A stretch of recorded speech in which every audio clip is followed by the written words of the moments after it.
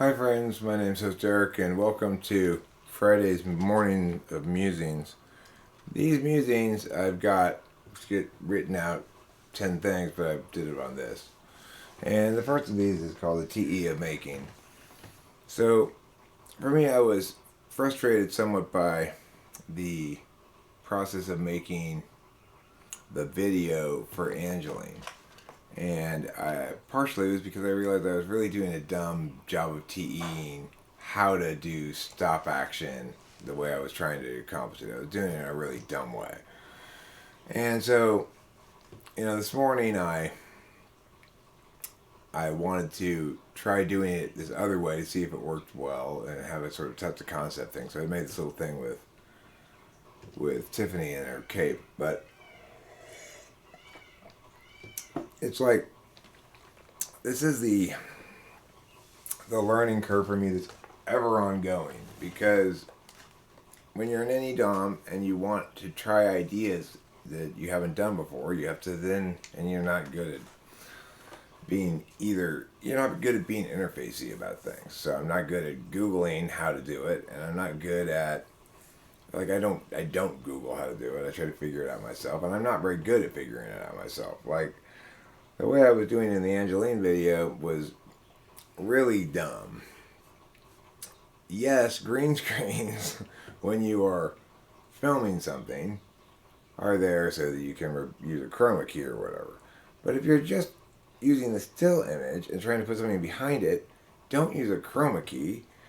Instead, take out the green in the still image program and put the background behind it as per Tiffany here. It looks a lot better, and you can still accomplish the same outcomes. So anyway, that was kind of a proof of concept thing, and that I was doing this morning with that, and I like the way the images came out. I need to be more attentive to the picture taking too, though, because I gotta have the green screen really flat, but they need to be standing on the green screen too.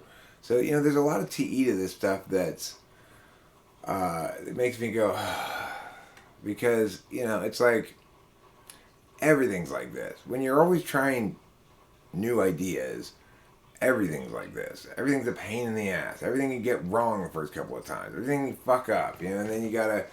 But you hopefully you learn from it. So I feel like I learned something valuable about how to do stop action stuff with still photos after doing it stupidly and realizing that was really inefficient and hard to try to make it happen the way I was trying to make it happen. I'd sit there and write all these buttons and push them at the right time, and it was a nightmare, Okay, let's go on to number 2. Looms. So perhaps you feel this as well. This sense of things looming, obligations you have, tasks you need to get done, things that are in the works or whatever, and or inevitabilities that might happen to you. That not so much things that you have to make happen, but things that happen to you. I feel a lot of looms right now, which is to say,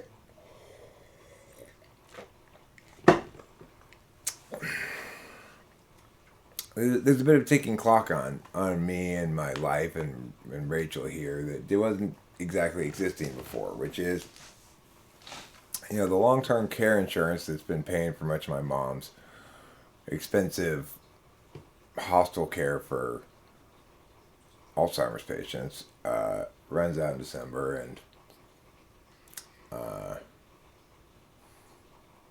I need to become more financially solvent, and who knows, I may end up getting a job.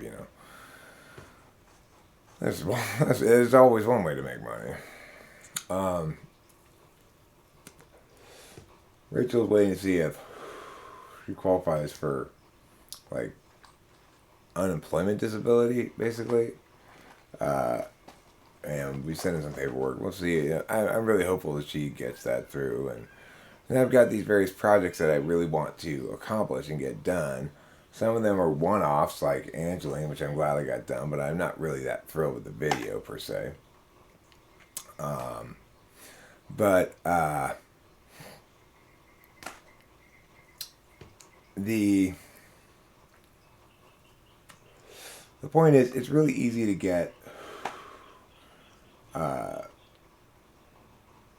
choice paralysis or loom paralysis. When you got a lot of things looming and you don't really want to be starting on any of the things you should be doing. There's always the things you should be doing, the things you could be doing, the things you want to be doing.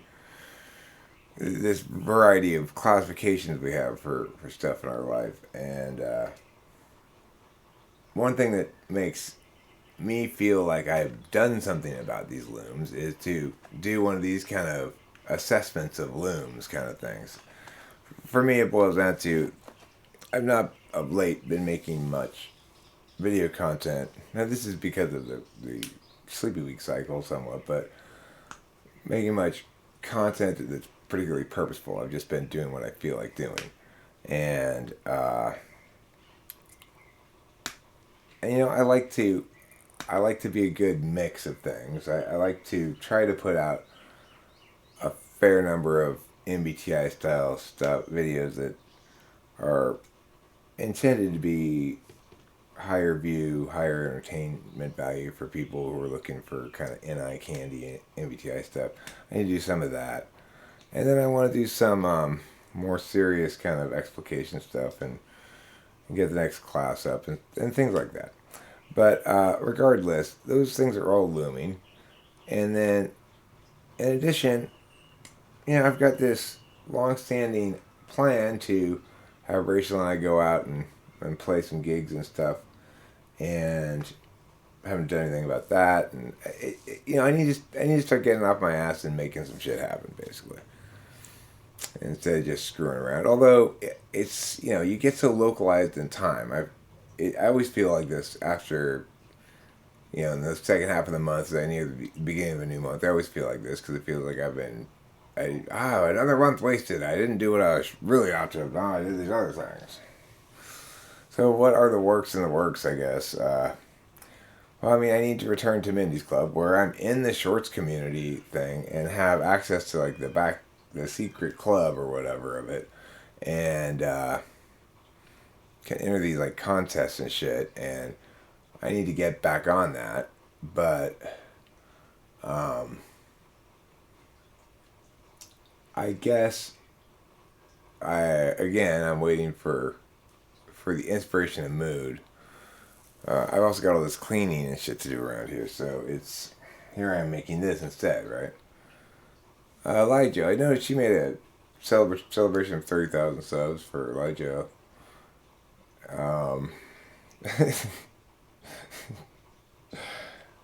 It's astonishing. It really is how literally everybody started doing this shit after me, and every single one of them, no matter how good, great, bad, shitty, whatever they are, surpasses me. Even the ones who don't even seem to be particularly trying to do a great job, like Heart of Michi or something. She's not really trying to be a huge channel as far as I can tell. She's already past me. It's like, wow. It's just, all I can say is wow. It's astonishing.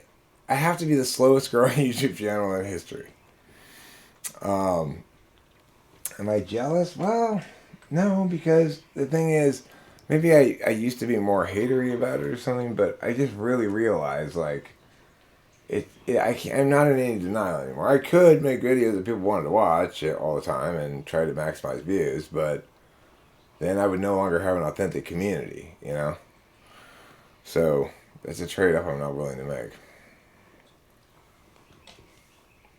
Time, yeah, spent. So that boils down to is time well spent or poorly spent, and what comprises time well spent versus poorly spent. Well, this is the TI polar conundrum.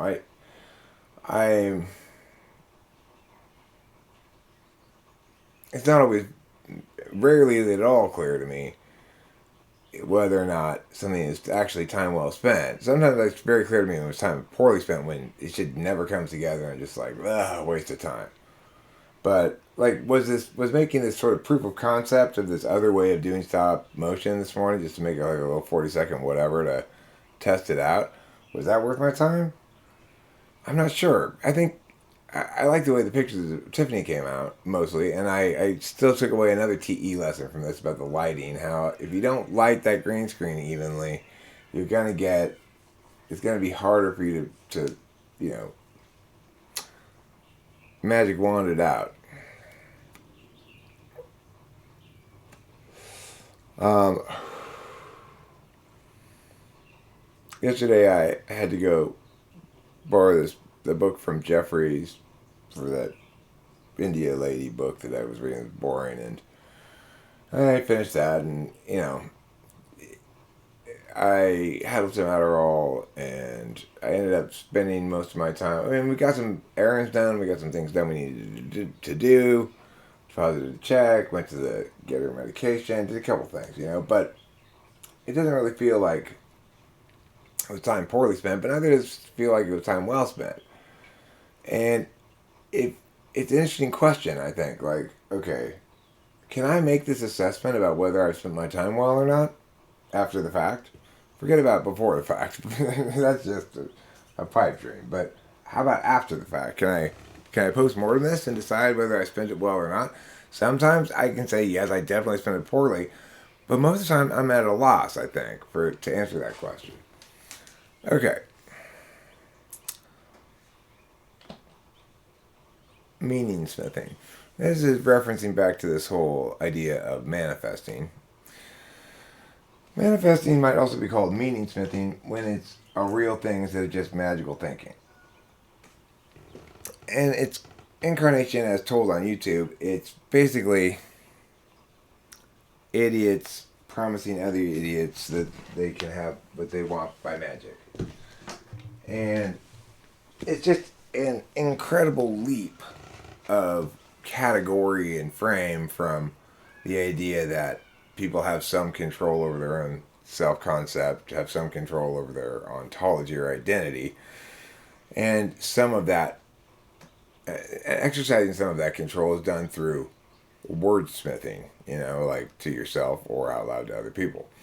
So the thing is, it is the case that expert sorcerers can meaning smith reality into being, but that doesn't happen because they wanted it themselves. It's because they communicated it successfully to everybody else.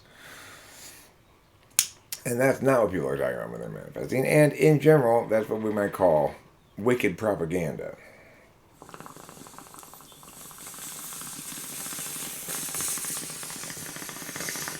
The problem is the highest success rate at getting people's attention, holding it, getting them on your side if you're affirming something, links very, very weakly to being most correct in the best arguments.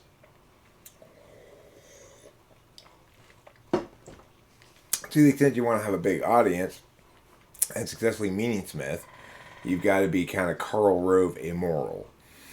In other words, there is no white magic when it comes to meaning smithing. If you're either manipulating people with your language or you're not. And that's one thing I think it's fair to say that I am not ever doing, or very, very rarely. I may be berating people, I may be doing a lot of different things with language, but I am not trying to meaning smith them. I'm not trying to gaslight anybody. I will never use lies or half-truths or a predetermined course of rhetorical gaming to try to change somebody else's reality. I think it's wicked. But it is possible. I could do it. Some of the time on some people. I've done stuff like it on occasion. Like when, I talked my general practitioner into prescribing me Adderall, that was a form of meaning smithing. Priorities. Well, that's something I kind of covered earlier. It's like, where exactly are my priorities? I think my priority right now is I need to get some progress on this room. I want to rearrange it. I want to get off this couch. I want to get these gaming gears set up. But it's one of those things where when you start it, you better be ready to put a handle on it all day long because you're going to be out of commission until you get it set back up,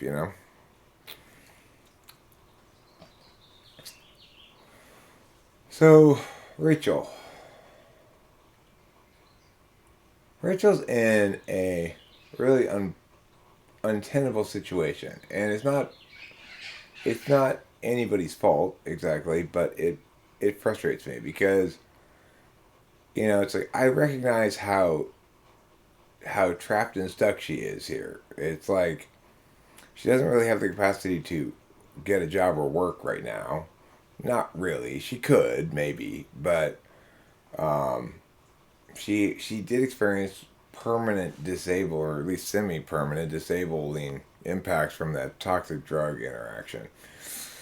And that means like she can't feel her feet, and her hands she are not very. She has to really struggle to write, and she drops things, and it's like it's not terrible.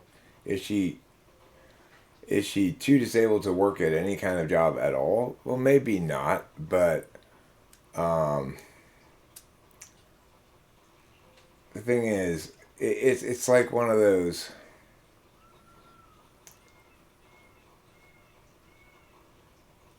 It's when you're accustomed to being perfectly able and abruptly go to less able, uh, and additionally have a history of bipolar hospitalizations and stuff like that.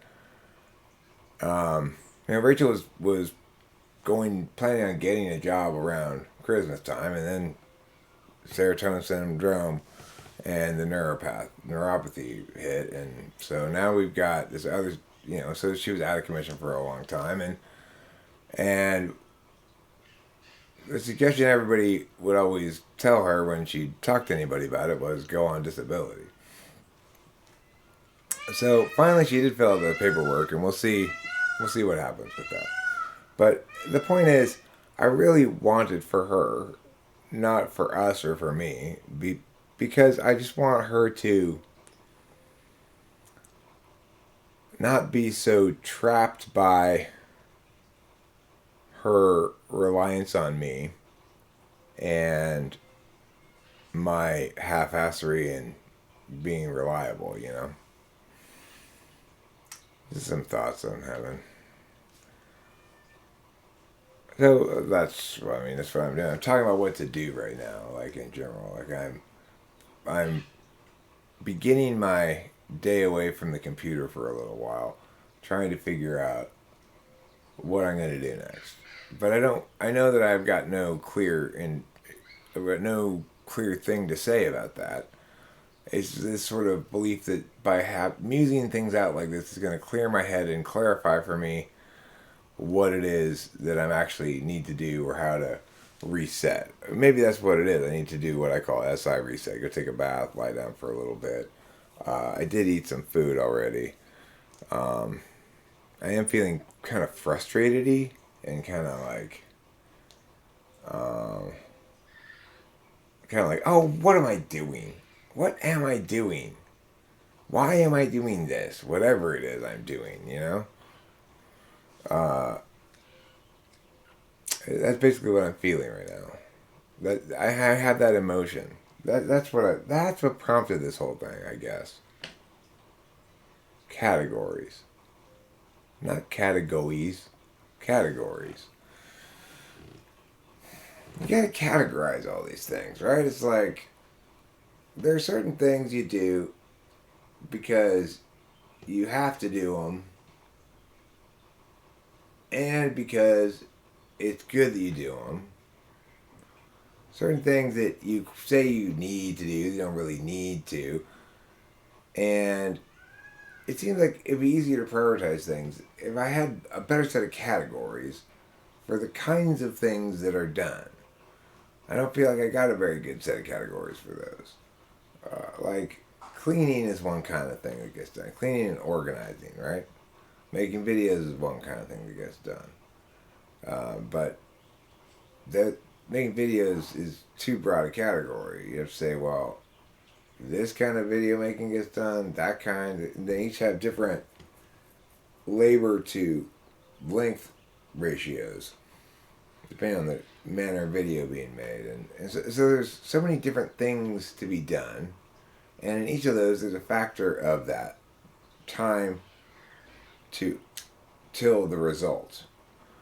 Naturally, some of the things that if you want something to have really big results, one would imagine that it makes more sense for it to, you take more time on it, do a better job with it, make it more correct, etc., not rush through it or whatever. But, there have been plenty of occasions on YouTube anywhere where I've spent many meticulous hours trying to get something perfect, and it just does shitty anyway because of the kind of video it is. In other words, it's, if I were to maximally attain viewership, I'd probably do type police videos and little segments on things about MBTI that are edited down to 3 or 4 minutes and then just pop them up there. And I'm sure I could just stack up I should do that, I guess, is what I should do.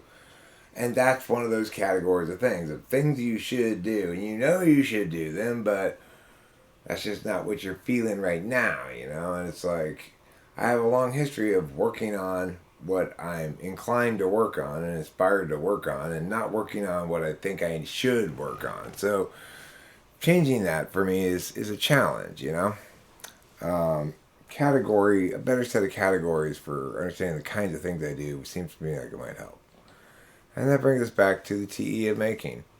Part of the TE for making for me is inning out thoughts about the TE of making. And then sharing this video with you so you can enjoy it as well. You might be saying at this point, Eric, I did not enjoy listening to you complain for 20 minutes. Well, you're a trooper for sitting through it then. Not probably my best video ever, but I did cover the topics at hand, so that's what I'm thinking about right now. It's like sometimes shit I'm thinking about is more personal or particular to me, and sometimes it's more universal.